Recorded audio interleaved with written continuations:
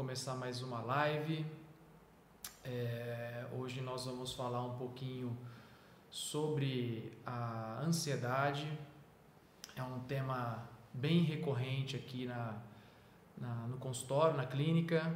Estou em Araçatuba hoje e vou esperar o pessoal dar uma entrada para a gente estar falando aí um pouco mais sobre a ansiedade, né? A ansiedade, para mim, é um termo muito genérico. São sintomas característicos, né, que são presentes na ansiedade, mas para mim, quando se fala ansiedade, não dá para não deixar de falar de causa. Como qualquer outra patologia, a ansiedade ela sempre tem uma causa, né? E isso para mim é o principal na hora de tratar e de reabilitar ali aquela pessoa que está com uma dificuldade, né?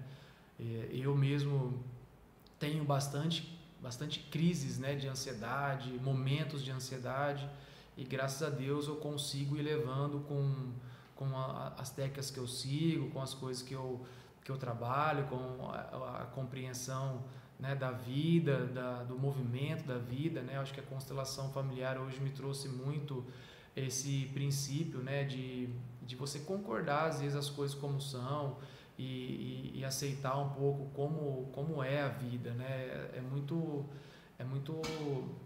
gratificante poder ter essas informações para nos aliviar em momentos que a gente às vezes se desregula, né? E eu acho que a ansiedade, para mim, e por isso que eu coloquei hoje na enquete, né, entre ansiedade, dores musculares, para mim, acho que tensão muscular e ansiedade, eu acho que é um dos principais sintomas que acho que todo mundo já se sentiu dessa forma, né? Ou ansioso ou com uma dor muscular. Então, é muito comum a gente sofrer com esses sintomas e principalmente ter às vezes a dificuldade de lidar com eles, né? Então, quando a gente está falando aqui assim de ansiedade, os primeiros passos que nós temos que identificar é o que me deixa ansioso, e o que eu sinto, né, quando eu estou ansioso, porque tem muitas pessoas que chegam para mim, eu tenho ansiedade. Hoje mesmo foi um caso, eu tive um caso, eu tenho ansiedade faz muitos anos.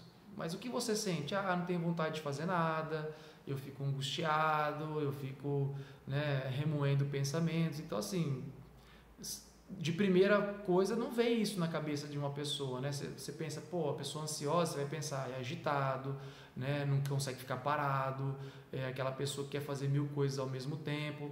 E você vê, nesse caso, a pessoa já era um pouco diferente, né? Então, era uma ansiedade com sintomas não atípicos, né? Mas basicamente o que a pessoa tem que entender é isso, né? O que me deixa ansioso, né? Acho que essa que é a dica, né? O que faz com que eu fique num estado de ansiedade, né? E principalmente o que eu sinto durante a minha ansiedade. Então, por exemplo, eu posso ficar ansioso porque eu não consigo controlar uma situação. Eu posso ficar ansioso porque eu não aceito que eu perca, né? Que eu tenho um sentimento ou uma situação que eu vou perder algo na minha vida. Eu posso me sentir ansioso porque eu quero resolver todos os problemas. Eu posso me sentir ansioso porque eu não me sinto capaz de resolver tudo. Então, vocês veem que são vários contextos, e existem mais, né? Tem pessoas que ficam ansiosas por estarem sozinhas, né? Tem pessoas que ficam ansiosas para conseguir logo algo do futuro. Então são várias percepções que nós temos, e cada percepção, na verdade, ela é processada, né, na medicina germânica a gente vê isso, né? Ela é processada numa região do cérebro, né, que vai justamente alterar o fisiológico, gerando assim os sintomas físicos, né? Então, por exemplo, tem pessoas que têm ansiedade, mas que não ficam com a mão gelada, com a mão fria, né? Ou né, com o músculo tenso. Tem pessoas que estão ansiosas e elas, né, têm um problema de intestino, né? Ou como estão dizendo aqui, a ansiedade ela perde o apetite, né, imediatamente. Então, cada pessoa vai ter uma reação, um jeito emocional, mas também uma reação fisiológica. Essa reação, o que determina é exatamente a percepção que eu tenho durante o meu evento. E qual que é a base, né, da ansiedade? É o medo, né? Então todo mundo sabe que exatamente a base da ansiedade é o medo. Dentro da medicina, né, germânica, a gente vê que são os medos o quê? Frontais. O que significa isso? Né? São situações que eu vivo na minha frente, né, e que eu sinto medo. Por exemplo, um pai, uma mãe ou uma pessoa que vem e me agride, né, ou situações que eu preciso resolver, né, o meu computador está ali na minha frente, o meu problema está ali e eu tenho medo de resolver aquilo. Então, geralmente quando eu vivo essas situações frontais, né, que estão realmente ali na minha frente, isso impacta o meu cérebro, no meu córtex frontal, que é na região anterior do cérebro, e conforme a percepção nesse momento, o meu subconsciente ele vai registrar essa informação, e lá no futuro, ou até mesmo nesse momento, enquanto eu vivenciar aquele medo, eu vou ter a ansiedade. Então vou dar um exemplo, né? Eu posso ter um medo de errar, né? Porque a minha professora na escola vinha com uma régua e batia na minha mão se eu estivesse escrevendo errado. Então, nesse caso, eu tinha um medo de errar, né? E por quê? Porque se eu errasse, eu ia apanhar. Essa era a minha conclusão. Então, nesse caso, eu posso, na minha vida adulta, sentir ansiedade quando eu tenho um trabalho para realizar e eu não sei se eu vou dar conta. Eu posso sentir dor nas minhas mãos, formigamento nos meus braços, porque no momento da minha percepção lá na infância, foi isso que envolvia. Então, isso que é interessante quando você estuda a medicina germânica, né, e também as leis sistêmicas da constelação familiar, que você percebe que tudo tem relação com o momento do evento, onde você viveu pela primeira vez uma situação que foi traumática, quando você não conseguiu realmente reagir de uma forma diferente diante de uma situação que para você foi um trauma. E o que é um trauma, né? Eu explico muito isso no workshop Saúde Consciente, que o trauma é uma situação que não pode ser contida, não pode ser modificada. É quando você é pego de surpresa, é quando você simplesmente sente, né, aquela sensação e você está naquela situação que você não tem saída, né? Não tem como você recuar, não tem como você fugir, você simplesmente experiencia aquela sensação naquela situação e que pode ser desde uterino até a nossa vida adulta. Então imagina quantas coisas vocês já vivenciaram de medo frontal, né, que vocês não puderam fazer nada e que hoje, né, refletem na vida de vocês a ansiedade, né, que pode ser a agitação, remoer pensamentos, querer resolver tudo,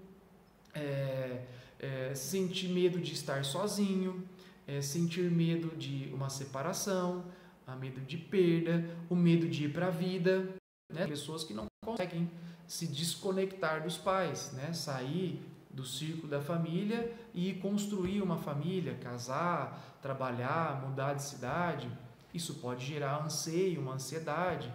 Então, será que essa causa, né, desse sintoma que se chama ansiedade não vem, né, de algo que você já viveu, já experienciou lá na sua infância, na sua adolescência ou em outras fases da vida? E aí a gente entra num processo que dá a diferenciação entre a ansiedade e a síndrome do pânico, porque é totalmente diferente uma coisa da outra, né? A síndrome do pânico, ela geralmente vem em momentos onde não está acontecendo nada. É diferente da ansiedade, né? A ansiedade é quando você se depara com uma situação que para você sente medo, você não consegue lidar, né? Você não consegue reagir perante aquela situação, né? Então, estão perguntando se a ansiedade pode ser algo químico também. Eu acredito que sim, né? Quando você tem um sentimento, a primeira coisa que o corpo faz é liberar uma química, né? Então, se for nesse sentido que tiver vindo a pergunta, imagina quando você vive uma situação de estresse, você tem uma liberação bioquímica no nosso corpo. Então, ele vai modificar os nossos hormônios, nossas substâncias, que vão modificar o nosso comportamento.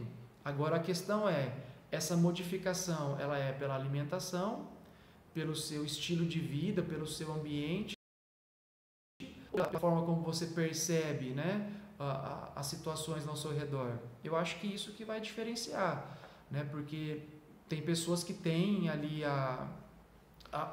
não tem hormônios, né, tem dificuldade, algumas glândulas não funcionam e vivem super bem, mesmo com não tendo um determinado hormônio específico ou uma substância química no corpo específica que não vai ser, às vezes, uma ansiedade ou uma depressão que seja.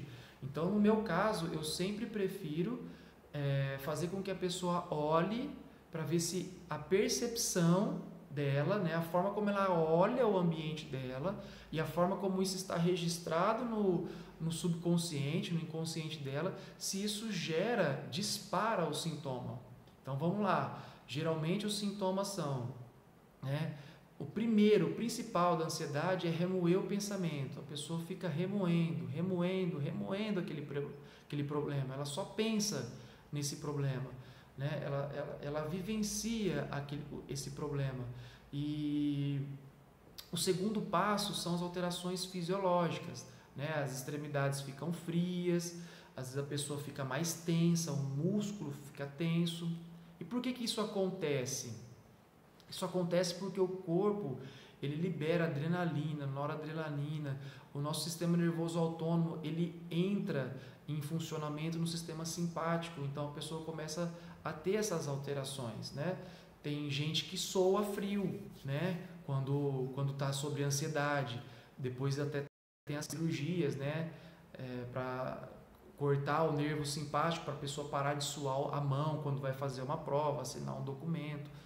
Então, o que eu quero deixar claro aqui para vocês é exatamente isso, né? A ansiedade, ela é um sintoma.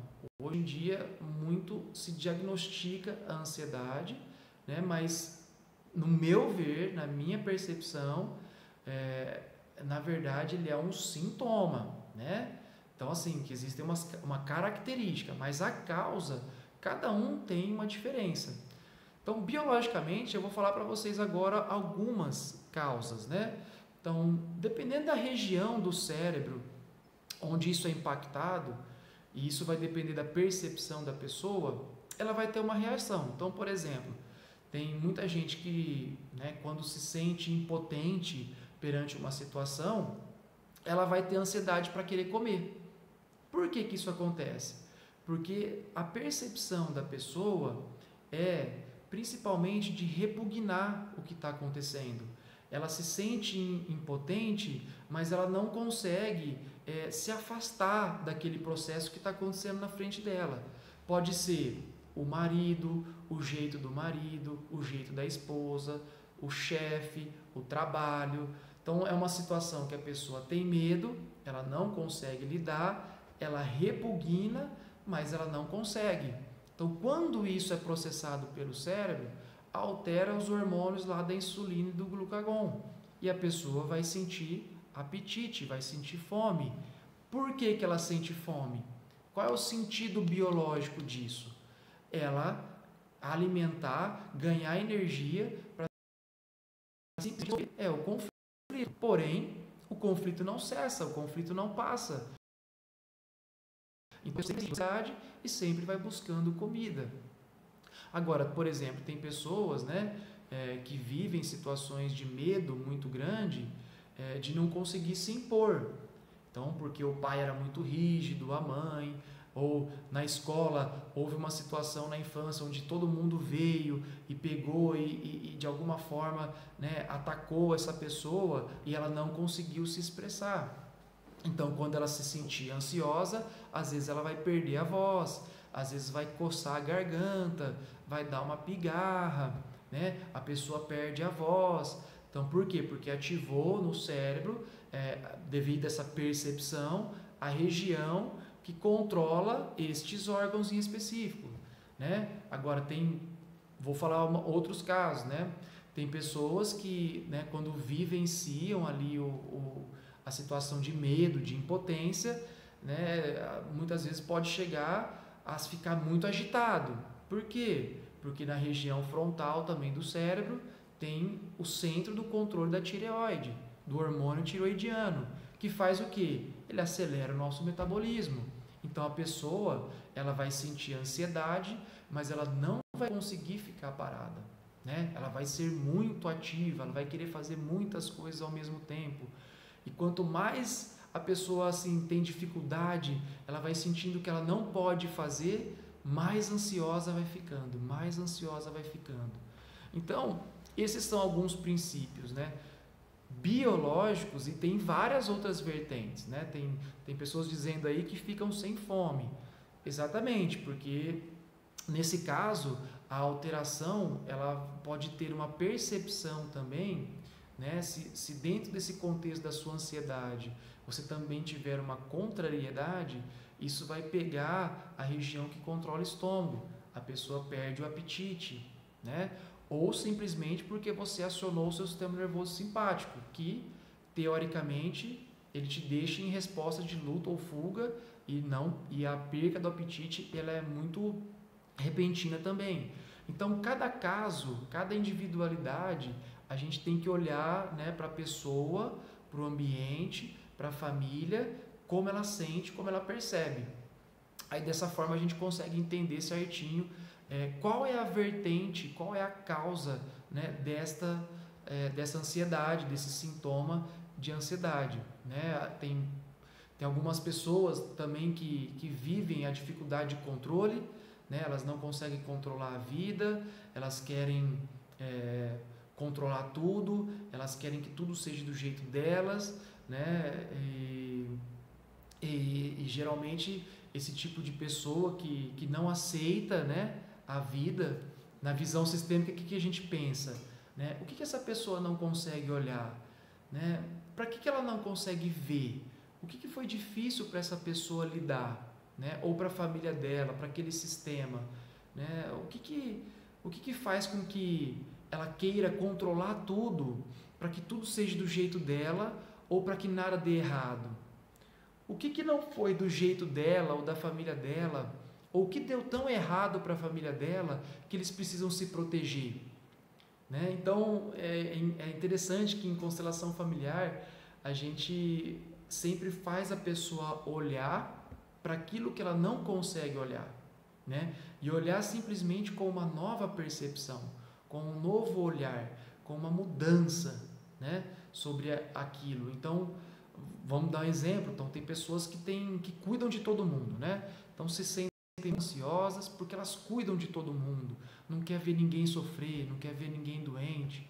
E às vezes, quando você olha para esse sistema familiar, você vê uma avó que perdeu, sei lá, o marido e teve que cuidar da família, foi muito sofrido, né? E filhos morreram, pessoas passaram fome, e os filhos olharam essa mãe, né, e sentiram medo de vivenciar aquilo e criaram os seus filhos com essa mesma perspectiva, né, de que as coisas têm que ser todas certas, todas corretas, para que a gente não viva aquele movimento que para a avó, no caso, foi um problema. Então aí a pessoa ela cria uma ansiedade sem nem mesmo às vezes ter consciência do que foi difícil para se olhar. Ela simplesmente controla, ela simplesmente tenta resolver tudo para todo mundo, não aceita o sofrimento, mas isso foi algo que veio lá de trás, algo que aconteceu com a família, por exemplo, com uma avó, né, a mãe ou o pai também percebeu essa dor, né, e criou o filho de uma forma que ele também percebe a vida dessa maneira, criando nele uma ansiedade. Então, quando você trabalha com uma pessoa dessa e você traz isso para a consciência, há uma mudança muito grande, principalmente no comportamento da pessoa, como também nos seus sintomas.